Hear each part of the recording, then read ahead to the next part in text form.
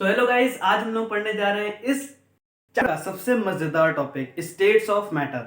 ठीक है, सबसे मजेदार क्यों हो जाता है? क्योंकि बच्चों को इसमें बहुत ज्यादा मजा आने लगता है। ये मजा इसलिए आता है क्योंकि बच्चों को इसके बारे में थोड़ी बहुत इन्फॉर्मेशन जो है वो पहले से होती है। अगर आपको नहीं होगी कोई बात नहीं, इस वीडियो में आपको पूरी जानकारी मिलेगी। एंड तक मेरे साथ बने रहिएगा।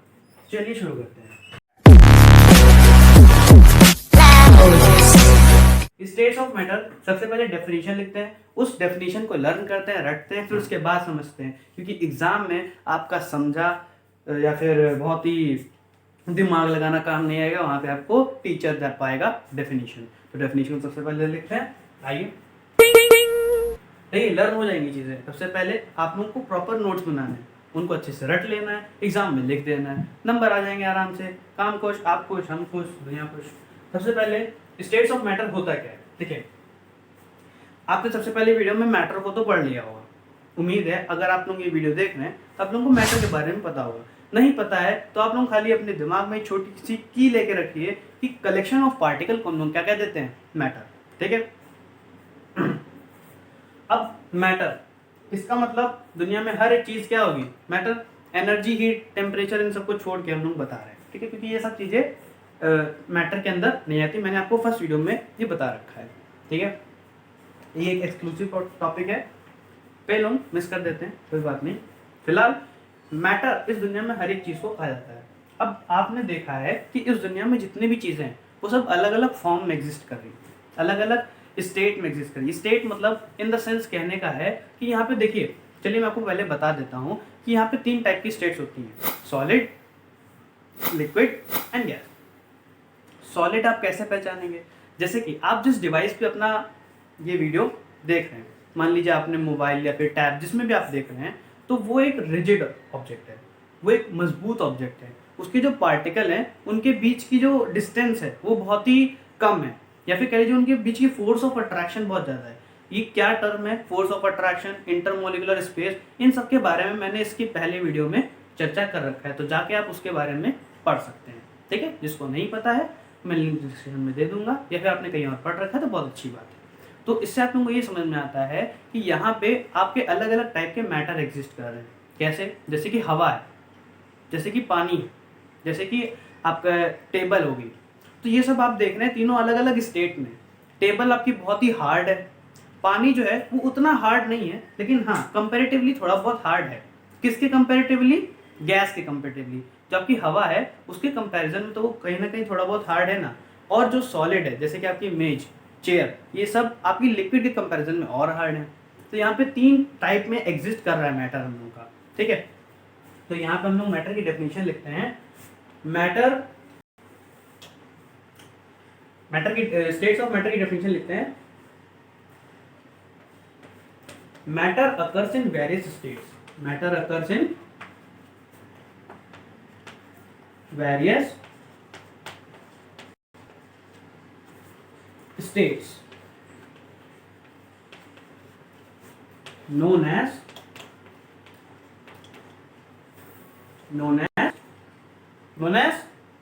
लिखिए, क्या हुआ? कॉपी लेके बैठिए, साथ में लिखते जाइए। Matter occurs in various state known as states of matter, known as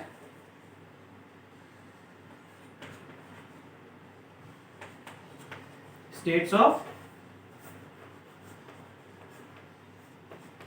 matter. तो यहां पर हम लोगों ने समझा कि स्टेट्स ऑफ मैटर है क्या। ठीक है, अब हम लोग समझते हैं कि बताता क्या है ये स्टेट्स ऑफ मैटर। तो यहाँ पे नेक्स्ट पॉइंट हमने क्या लिख रखा है? It determines the form and the nature of the substance. ये बात एक एक्सक्लूसिव टॉपिक है। अगर आप लोग अपने दोस्तों से पूछेंगे तो मोस्ट ऑफ द स्टूडेंट इस बात की जवाब हो सकता है ना दे पाए, क्योंकि ये बहुत ही कम टीचर्स को मैंने पढ़ाते देखा है। ठीक है, क्या है? अगर मान लीजिए आप लोग को अपने दोस्त से पूछना कि स्टेट्स ऑफ मैटर के बारे में, तो अब नॉर्मल अगर आप अपने दोस्तों से पूछते हैं कि ये क्या होता है स्टेट्स ऑफ मैटर, तो डायरेक्ट बोल देंगे कि भाई लिक्विड, सॉलिड और गैस 3 स्टेट्स ऑफ मैटर होते हैं। 3 फॉर्म में जो हम लोगों का मैटर है वो एग्जिस्ट करता है। तो ये बात तो सबको जाहिर बात पे पता होती है। लेकिन अब अगर पूछें आपको कि वो बताता क्या है आखिर स्टेट्स ऑफ मैटर, ये बताओ जरा। अगर आप अपने दोस्त से पूछें कि जरा ये बताओ कि स्टेट्स ऑफ मैटर आखिर बताता क्या है, तुमने ये तो बता दिया कि हाँ 3 टाइप के आपके एग्जिस्ट करते हैं स्टेट्स ऑफ मैटर, लेकिन आखिर स्टेट्स ऑफ मैटर में बताता क्या है? तो यहाँ पे देखिए ये हम लोग को बताता है कि जो उन्होंने चीज़ ली है उसका नेचर कैसा है। जैसे कि मैंने अभी आपका एग्जांपल लिया था मेज का, पानी का और हवा का। तो यहाँ पे सबके अलग अलग नेचर है, कोई ज़्यादा हार्ड है, कोई कम हार्ड है, कोई ज़्यादा मूव कर सकता है, कोई कम मूव कर सकता है। जैसे कि एयर है, उसके पार्टिकल जो हैं वो ज़्यादा मूव कर सकते हैं अपने आप में, ठीक है। जो लिक्विड है उसके पार्टिकल थोड़े कम मूव कर सकते हैं उसकी कंपैरिजन में, और जो सॉलिड है उसके पार्टिकल लिक्विड की कंपैरिजन में और कम मूव कर सकते हैं, या फिर कह दीजिए नेग्लेजिबल मूव करते हैं। नेग्लेजिबल मतलब बिल्कुल भी नहीं, ठीक है। तो यहाँ पे अगर आप लोग इतनी बातें समझ में आ गई हैं, आगे हाँ ये तीसरा पॉइंट तो रह गया, there are 3 fundamental states of matter. देखिए यहाँ पे आप लोगों के दोस्तों को 2 और स्टेट्स के बारे में पता होगा, नो डाउट, ठीक है। कई अच्छी कोचिंग में बताया जाता है, लेकिन यहाँ पे यूट्यूब चैनल पर भी आपको बताया जाएगा, लेकिन इस वीडियो में नहीं, इसकी अगली वीडियो में मैं आपको चाहे बता दूंगा, क्योंकि यहाँ पे जो स्टेट्स ऑफ मैटर है वो मेजरली जो आपके एग्जाम में आएंगे वो फंडामेंटली 3 प्रकार के होते हैं, सॉलिड, लिक्विड एंड गैस। तो उसके बारे में फिलहाल हम लोग आज चर्चा करेंगे, लेकिन आपको अगर अभी के लिए फिलहाल नाम जान लीजिए, 2 स्टेट्स और होंगे जो कि आपके लैब में प्रिपेयर करे गए हैं, बोस आइंस्टीन कंडेंसेट, क्या है यहाँ पे लिख देते हैं, आप लोग अलग से लिख लीजिएगा, क्या है BEC, क्या है बोस आइंस्टीन कंडेंसेट, ठीक है। और दूसरा कौन सा है? प्लाज्मा। दूसरा कौन सा है? प्लाज्मा, ठीक है। तो इसके बारे में आप लोगों को अलग वीडियो में पढ़ाया जाएगा, फिलहाल आपके जो फंडामेंटल टॉपिक्स हैं उनके बारे में हम बात करेंगे आज, ठीक है। तो इसको हटाते हैं, और आप में से जिसको भी इसका स्क्रीनशॉट लेना है वो स्क्रीनशॉट ले सकते हैं। 2 मिनट में हट रहा हूँ।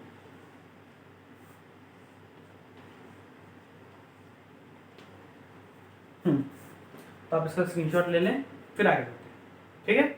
चलिए अब शुरू करते हैं। अब हम लोग देखेंगे कि सॉलिड, लिक्विड और गैस में हम लोग शेप, डेंसिटी, इन सबको चेंज करने पर कैसे कैसे इनकी ये सब चीज़ें चेंज होती हैं, मतलब इनकी कैरेक्टरिस्टिक्स के बारे में हम लोग अब देखेंगे। तो यहाँ पे कंप्राइज में मैंने लिख दिया है, वरना आपको खूब सारे पॉइंट्स में लिखना पड़ता तो वो थोड़ा सा हार्ड हो जाता है। तो यहाँ पे मैंने एक टेबल फॉर्म में इसको लिख दिया है, आप लोगों को सिंपल ये टेबल खाली अपने दिमाग में रख लेनी है और आपका काम हो जाएगा। यहाँ पे सबसे पहले हम लोग पहली कैरेक्टरिस्टिक पे ध्यान देते हैं, तो आती है शेप एंड वॉल्यूम। अब जो सॉलिड है, जो लिक्विड है और जो गैस है, उसमें शेप और वॉल्यूम कैसा रहता है वो आप सभी को पता है। ऑब्वियस सी बात है, अगर हम लोग सॉलिड की बात करें तो यहाँ पे आप लोग मेरे साथ देखते जाइए, मैं कोने में हो जाता हूँ।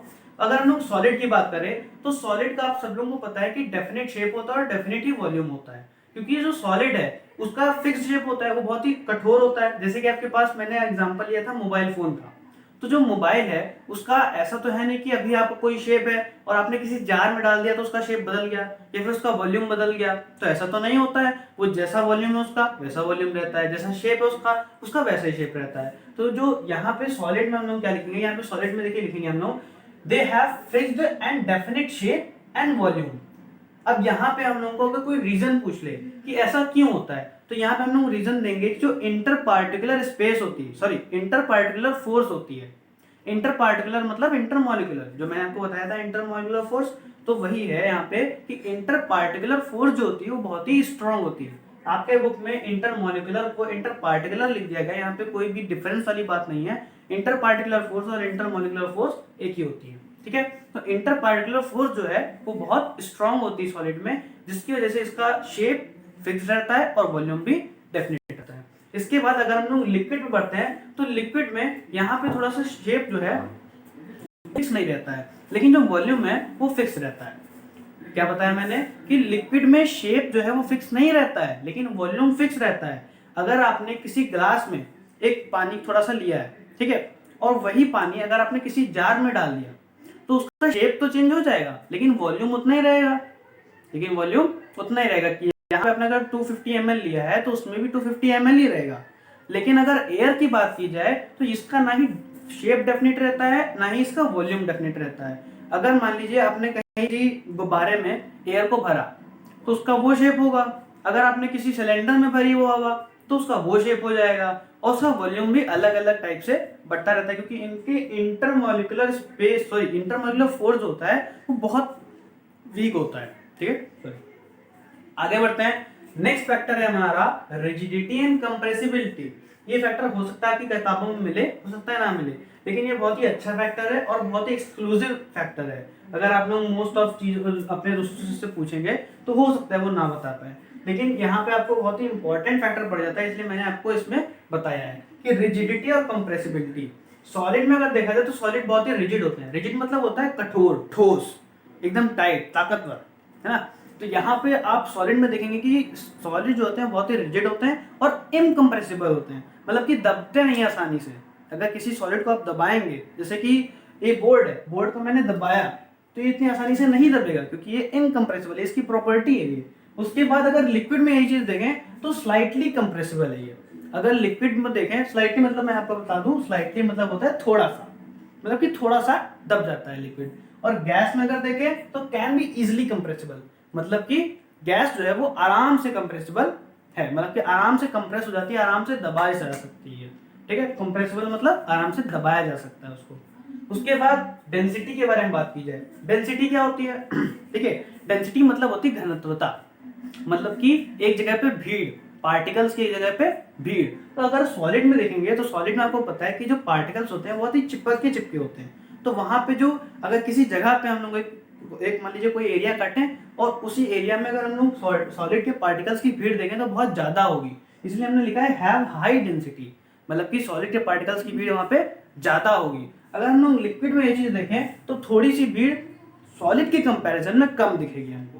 Have less density of molecules than solid, मतलब सॉलिड के कंपैरिजन भीड़ तो होगी लिक्विड में भी, लेकिन सॉलिड के कंपैरिजन थोड़ी कम होगी। और यहाँ पे गैस में तो बहुत ही भीड़ कम होगी। हैव लो डेंसिटी, देखिए भीड़ तो हर जगह होती है, डेंसिटी तो होगी, लेकिन यहाँ पे बहुत ज्यादा होगी, यहाँ पे उससे कम और यहाँ पे उससे कम। उसके बाद नेक्स्ट फैक्टर पे ध्यान दें तो बहुत ही इंपॉर्टेंट फैक्टर आ जाता है हमारा इंटरमॉलिक्यूलर स्पेस।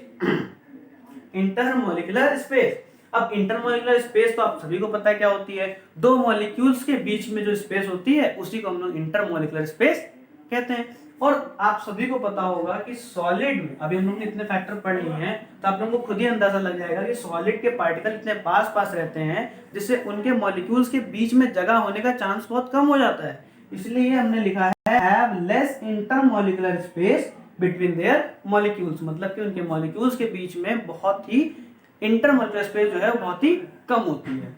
यही सॉलिड की बात की जाए तो इनके मॉलिक्यूल्स के बीच में इंटरमॉलिक्यूलर स्पेस थोड़ी बढ़ जाएगी, क्योंकि इनके मॉलिक्यूल्स जो होते हैं उनमें फोर्स ऑफ अट्रैक्शन कम होता है, तो इसीलिए स्पेस बढ़ जाएगी। और अगर हम लोग गैसेस में बात करें तो इनमें तो पार्टिकल्स के बीच की स्पेस बहुत ही ज्यादा होती है। कोई पार्टिकल कन्याकुमारी में है तो कोई कश्मीर में बैठा हुआ है ना। नेक्स्ट बात करें हम लोग फोर्स की, ये फोर्स की भी बात यहीं पे आ गई। तो इसमें लिखा है have high intermolecular force of attraction between their molecules, मतलब कि सॉलिड में तो फोर्स ऑफ अट्रैक्शन है। देखिए यहाँ पे ध्यान रखिएगा, फोर्स ऑफ अट्रैक्शन के बारे में बात की जा रही है। यहाँ पे मैंने आपको बताया था कि दो टाइप के फोर्स होते हैं, force of attraction and force of repulsion. तो यहाँ पे कौन सा डोमिनेट करेगा किसमें, ये भी आपको ध्यान रखने की बात है। अगर हम लोग सॉलिड की बात कर रहे हैं तो यहाँ पे फोर्स ऑफ अट्रैक्शन जो है वो बहुत ज्यादा होगा, और अगर सॉलिड में ही फोर्स ऑफ रिपल्शन की बात कर ली जाए, मतलब कि एक मॉलिक्यूल दूसरे मॉलिक्यूल से दूर भाग रहा है, तो वो यहाँ पे बहुत कम होगा। क्योंकि आपसे टीचर घुमा के क्वेश्चन पूछ सकता है कि बताइए कि सॉलिड में इंटरमॉलिक्यूलर फोर्स ऑफ रिपल्शन कैसा है, तो आप बताएंगे बहुत कम है, क्योंकि इंटरमॉलिक्यूलर फोर्स ऑफ अट्रैक्शन बहुत ज्यादा है। यही अगर बात की जाए लिक्विड में तो इसमें इंटरमॉलिक्यूलर फोर्स ऑफ अट्रैक्शन थोड़ा कम हो जाता है इसकी कंपैरिजन में, और गैसेस में तो बहुत ही कम हो जाता है। लेकिन गैसेस में इंटरमॉलिक्यूलर फोर्स ऑफ रिपल्शन बहुत ही ज्यादा होता है यहाँ पे। ठीक है, उसके बाद लास्ट पॉइंट की अगर बात की जाए तो वो है फ्लो। अब सभी को पता है liquid do not flow, solid do not flow, solid जो है वो फ्लो नहीं कर सकते, एक जगह से दूसरी जगह अपने आप मूव नहीं कर सकते। लेकिन जो लिक्विड है उसके पार्टिकल्स फ्लो कर सकते हैं। आप किसी पानी लीजिए, कप एक गिलास में पानी लीजिए और जमीन पे डाल दीजिए तो आप देखेंगे वो तैरता हुआ ऐसे चला जाएगा पानी, है ना। तो मतलब कि जो लिक्विड के पार्टिकल्स हैं वो फ्लो कर सकते हैं, और गैसेस के तो बहुत इजीली फ्लो कर सकते हैं भाई, वो तो हो ही है ही एकदम फ्रीली, एकदम खुले मिजाज का आदमी है वो तो उसके पार्टिकल्स आराम से फ्लो कर सकते हैं। तो ये कुछ प्रॉपर्टी, इन प्रॉपर्टी को आप नोट कर लें या फिर इसका स्क्रीनशॉट लेकर रख लें, क्योंकि आपको एक कंप्राइज वे में इसको लर्न करने में इतना मजा आएगा कि आप लोगों को, मतलब अगर आप लोग पॉइंट्स में लर्न करेंगे तो कहीं ना कहीं आप लोगों को लगेगा कि ये थोड़ी सी बोरियत टाइप का, मेरे को तो बोरियत टाइप का लगता था। तो यहाँ पे इसलिए मैंने आपको कंप्राइज वे में दे दिया एक चार्ट के रूप में। इस चार्ट को आराम से समझ लीजिए, अगर आप लोगों को समझ नहीं आया तो वीडियो को रिकैप करके देखिए, स्क्रीनशॉट ले लीजिए। मिलते हैं आपसे इसकी नेक्स्ट वीडियो में। Thank you.